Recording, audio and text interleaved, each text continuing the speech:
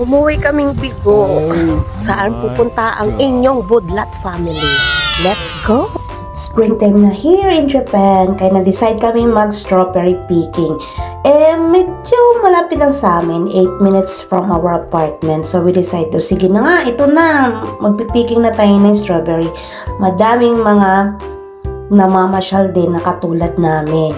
So, sa pagbungat pa lang, sasalubungin ka na ng mga kambing na mga yan.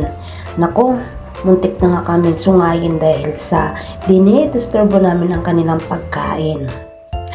So, hindi naman siya as in nakalakihang farm na farm talaga na tinatawag. Isa itong greenhouse na strawberry farm.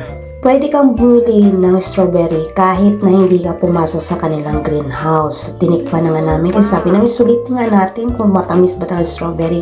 So, unfortunately, hindi kami nakapasok dahil nga may mga reservation pa lang nagaganap at hindi kami nagkaroon ng reservation. So, sunod na lang.